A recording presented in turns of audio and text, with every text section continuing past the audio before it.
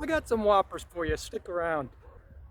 One of them is that, you see these articles all the time now.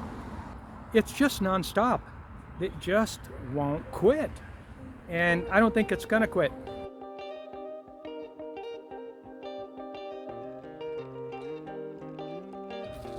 And for example, this article talking about why car ownership is soon going to be a thing of the past. Imagine that. Henry Ford would be turning in his grave right now if he heard that. Car ownership. What are we going to own? Spaceships? People want to own stuff. They like owning stuff, okay? Sure, we've graduated from horses to mechanical horses, but that's because of all of the advantages over, you can stick it in a cold garage and it won't die on you. If you run out of food, you can't feed your horse, it's dead, it gets sick. Cars, different story.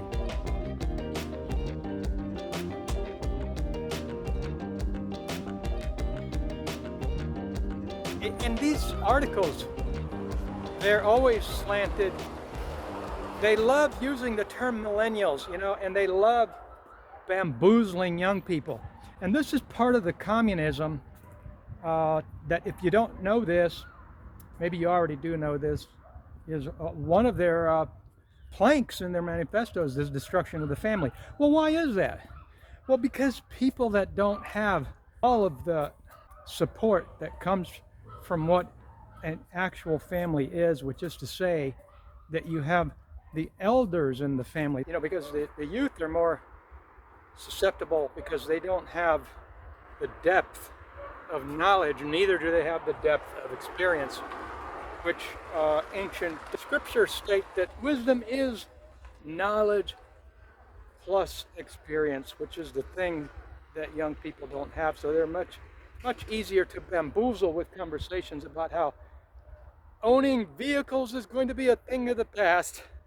And of course, if you're locked into a city where you have no control over anything, that may just very well be true for you.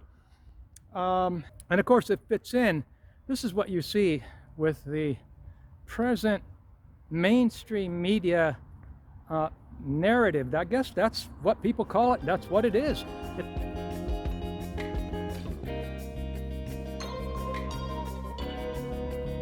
It's an ongoing, and I imagine a lifetime narrative, until these people are held to be accountable, because they're basically participating. Well, not basically, they are. They're participating in the destruction of humanity, even though, just like the driver, that drives the bank robber, he didn't actually pull the gun, but he drove him, so he's just as guilty. And so these people that are putting out all of this false narrative, just in order to make people embrace the globalist agenda to electrify everything so that they can control it at the push of a button. Oh, you didn't know that? Oh, wait, yes, you did. I know that my viewers are up on things, and so when I make little cracks like that, it's not towards you. I know that that our viewers are in a good spot where they know a lot of these things. And it's always veiled in a cloak of convenience, how convenient it is. Isn't it wonderful that there are so many people that care so much about you and how convenient your life is? Isn't that just amazing? Just all these strangers that just want to make your life so convenient, which brings me to my next whopper, which is the Schengen, which is the European zone. Isn't it something?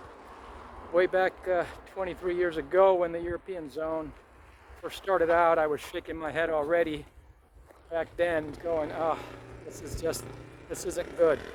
And here we are 23 years later. Now they want everything.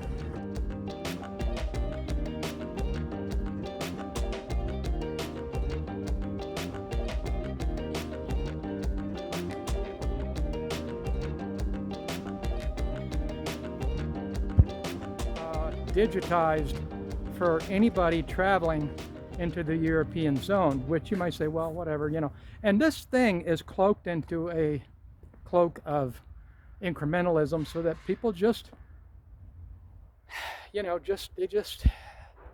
oh, well, it's just progress, you know. Oh, it's just progress. Oh, we're just going digital, you know. And then bada bing, bada boom. Oh, you got to have a jab or you can't, you know. And then there's nobody there because it's a machine.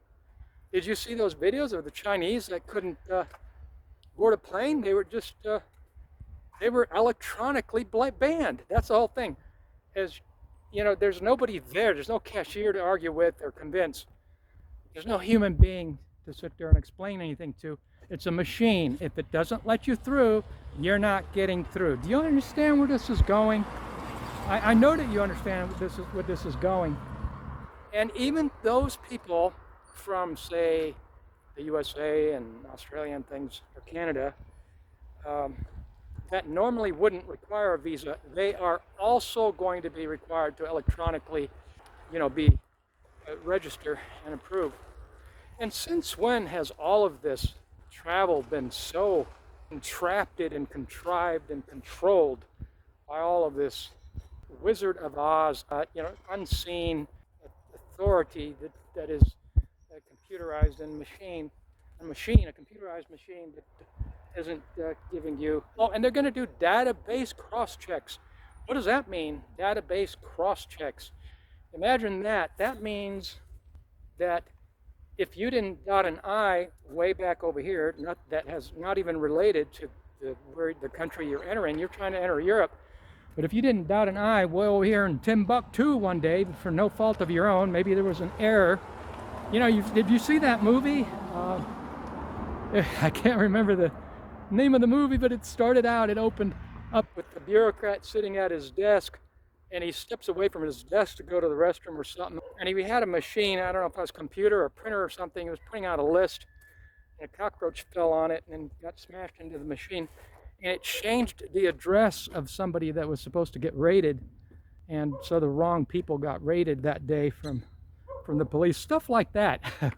That's the kind of system, bureaucratic system, that they want to create for you and I. And people need to understand that that's where this is all going.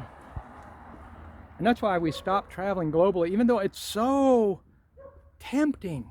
I so much want to go to Argentina. I'm so tempted to go to Argentina. I'm so tempted to go there and get residency and just go there. I'm tempted. But am I going to do it? No, I'm not going to do it. I'm not going to do it. It's too far from anywhere. And when these people lock you down, they lock you down. It's like I said in a different video. The father of the PT movement is jabbed.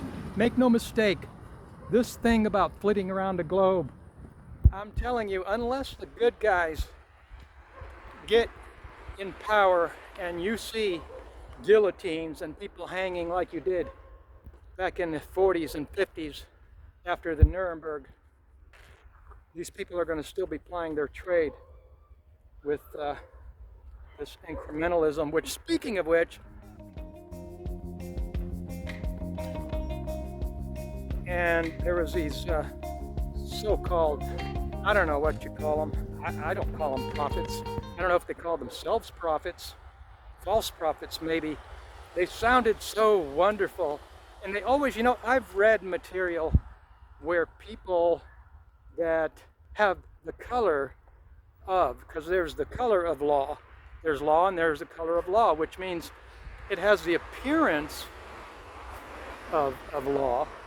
It's like when you see a chameleon and he paints himself brown and you think it's a stick. It's the color of a stick, but it's not a stick, it's a chameleon, you see.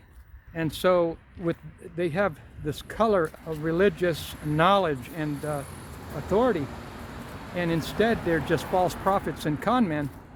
And of course, I've read and seen, I started saying different material regarding this subject, very subject, even books and such back in the day, 20 years ago.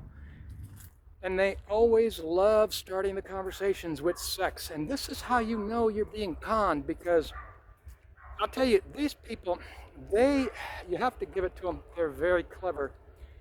And they know how to push buttons, people's buttons.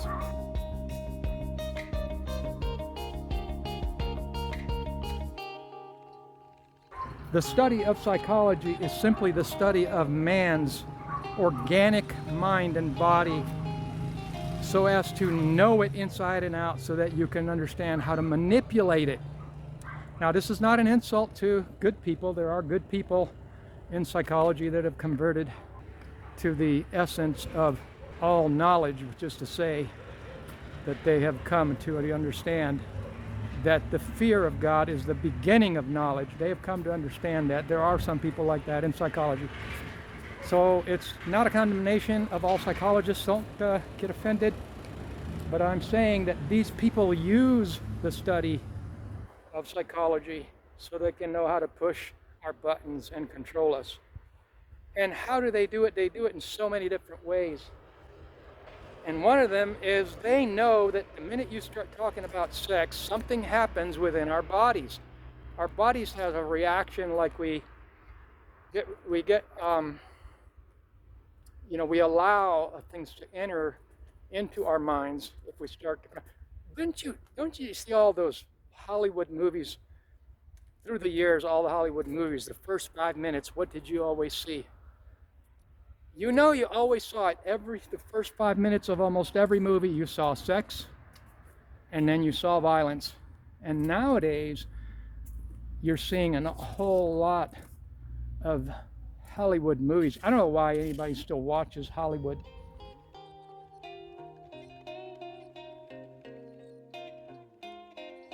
We quit years ago, and it took a while. Not everybody in the household understood it. It's like I was telling people, listen, this Hollywood thing is demonic, it's satanic. Everything that comes out of there is debasement of everything that is good and just and right. And now you're seeing, and these people like these feminists, you don't hear them saying anything, but I am seeing so many movies now with violence against women. How do these groups like feminists, why aren't they protesting? This is people that don't understand. They're part of the same group.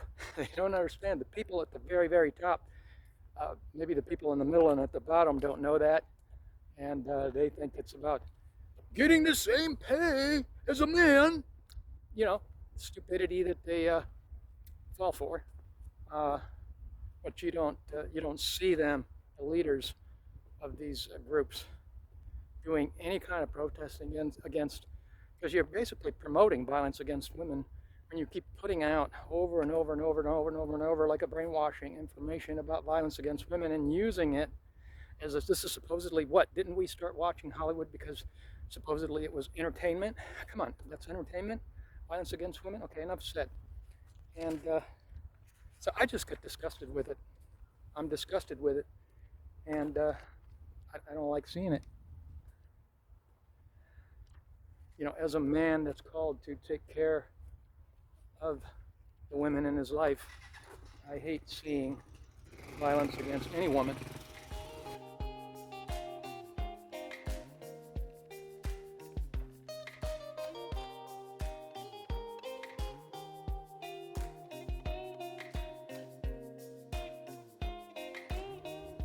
So they want to go to an automatic entry system, which automatic simply means no attendant. It's electronic. You show up with your little document and bada boom, you just scan it, and isn't that so wonderfully convenient? And of course, when it just says bonk, nope. It's like I'm trying to enter into the hostel. It's not a hostel, it's an Airbnb. And nowadays it's all electronic, it's just these Airbnb people, they can go do whatever they want and have passive income.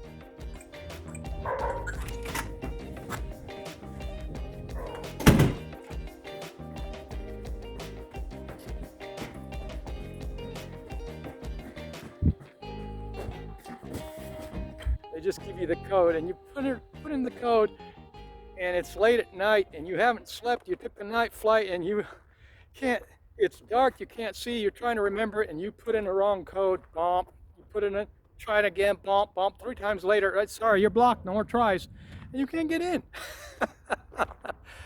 That's it. That's what automatic entry system means, that any even a computerized bureaucratic system. This is all this AI now. That's just going to be, of course, you know that there are programmers to that, right? But they want you to think that it's just, it has its own intelligence and it's going to make its own decisions. Of course, the intelligence that's programmed has come from somebody. Garbage in, garbage out has always been the thing when computers first came out. And don't you remember that Bill Gates, back in the day when he was first coming out with all these computers, what was his motto? A computer in every home. A computer in every home. It sounds like just a capitalist, right? But now we've gone full-blown capitalist to dictatorship in the making. And so I hope you've enjoyed my discourse today. So let me know in the comments what your thoughts are and all that. Thanks for coming to my videos and have a wonderful day.